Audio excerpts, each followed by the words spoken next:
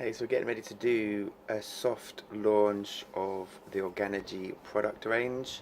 It's been in shops and selling well for 5 years, so it seems weird to do a soft launch, but I really want to bring it to market and put it in Etsy and have an online shop, and then approach other shops and get it in there. And I guess it's a good time to kind of connect in with the customer base. Um, because with products, obviously you got to things will only sell if they're a desirable product.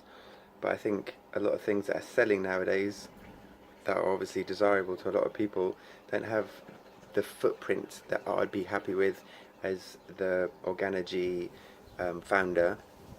So I want to be able to bring something to market that obviously is desirable to people, but that obviously ticks all the boxes for me. So I really want it to be absolutely as environmentally friendly as possible, and that means as low to no impact as possible. The products are as low to no impact on the digestion and as high value in nutrition as possible. And there's been lots of research and experimental fasting and just eating, products that I make. Um, but yeah, it's a really poignant moment to kind of bring both worlds together, my Organigy world and my personal world, and just really, just realizing that it's a journey, and for both, there's going to be incremental changes. It's going to be almost sometimes two steps forward, one step back. But to hold your intention is massively important. But to remember, it's a journey. I feel like I've had so many crossroads with Organigy where packaging hasn't been as optimal as possible, and therefore I won't, and it shuts doors. But understanding that it's a journey, and that we were using biodegradable packaging, but we had you know to use some excess card around the pots to hold the sauerkraut closed. A bit more packaging than I would have liked to use, um, but knowing my intention, it was just I need to sell these products. They're packaging wise better than other sauerkrauts that are available, and they will also increase. So making these sales, I keep a client base, a customer base, and the packaging will improve. So it's really important to remember we're all on a journey, and it's all an individual journey, and there's no one specific diet that fits all, there's no one specific lifestyle that fits all. And through empathy and compassion, we can share our own individual experiences and how powerful they might be to the individual. They're not necessarily, um, the holy grail for everyone. So wanting to get off the soapbox for preaching this diet, that diet. It's all about empowering the individual, and Organigy really wants to be there to do that, to empower the individual, to help you make the better choices. So the choices are coming from you, from your heart. Um, so yeah, they need to be as environmentally friendly as possible. That's a massive thing. Packaging for me is a massive thing. Organigy um, has always used biodegradable packaging and has always been as environmentally friendly as possible. It's made easy by using Infinity as my main ingredient supplier, because they have great morals and ethics, and their sourcing I believe to be fantastic, and I can buy in big bulk packaging, meaning that there's less packaging. Health and safety requires there to be some packaging. Pumpkin seeds, sunflower seeds, buckwheat groats, they all have to turn up in airtight sealed packets to guarantee their shelf life, their shelf stable, and for them to be clean and clear. I guess I'm really passionate about the farm to table ethos. So my sauerkraut, I know Tus,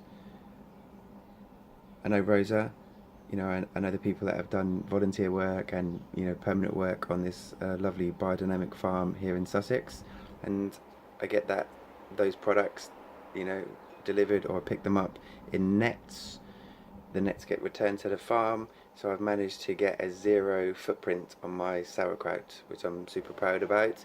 It comes from a super fantastic vegetarian farm. They have no wildlife. They have no livestock. Because they have so much wildlife, they're still able to qualify as a biodynamic farm. All the earthworms and all the bees. So that adds an extra layer for me, vegetarian farm, high ethics, high morals, high animal welfare. So that sorts out the farm to table for the sauerkraut, but there's also a prep kitchen in between. So the transparency of farm all the way through to your table. If it's delivered through the shops like Infinity, vegan, vegetarian shop, high ethical, moral, environmental ethos happening there. So I feel good about that.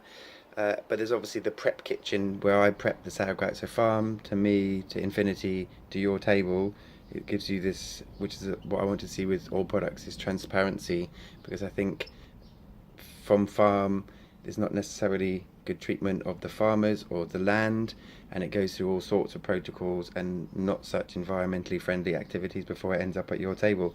So now I'm setting up a prep kitchen, and this is where I'm going to call on you guys to add some input, because I'm a foodie, so I know ins and outs about food stuff, but when it comes to eco-friendly kitchen, I could probably do with a conversation and get some feedback. So the prep kitchen I'm now setting up, my eco kitchen, will be solar powered with a battery bank. Looked into this a little bit with running dehydrators for dehydrating my seeds. The problem being running the veg prep machine is going to need more power, but if there's a big enough battery bank, and if England's kind enough to shine down upon us with sun, we can store enough battery that way. Got rainwater catchment in place, and then filtering the rainwater to washing the vegetables. Going to make it a 0 waste kitchen. Again, no problem with using Lane's organic, because the nets that the veg turns up in gets returned to Lane's. They get used again. Use biodegradable pots. So this is where I'm at so far with my eco kitchen. Reclaimed trimmings for the kitchen space. But yeah, I want to know your thoughts. How can I make this farm to table process even better? So yeah, solar powered kitchen with rain catchment. What else can we do? What else is available to make this a low to no impact, 0 carbon footprint? We can plant trees and flowers to sequester carbon, to balance out that carbon equation. So we're definitely carbon positive, which is a really good intention I have, and we're going to be moving towards. But yeah, I guess I'm just kind of asking for people's feedback. How can we make Organigy Prep Kitchen squeaky clean, environmentally friendly as possible? So that's the next project. I've got a bit of funding from a good friend who believes in this project, so we're going to move forward and set up this environmentally friendly prep kitchen, so that farm to your table, transparency, it's environmentally friendly, and along the way it has a positive impact on workers, farmers, and most importantly the environment. So watch your space. Feedback, comments below, please.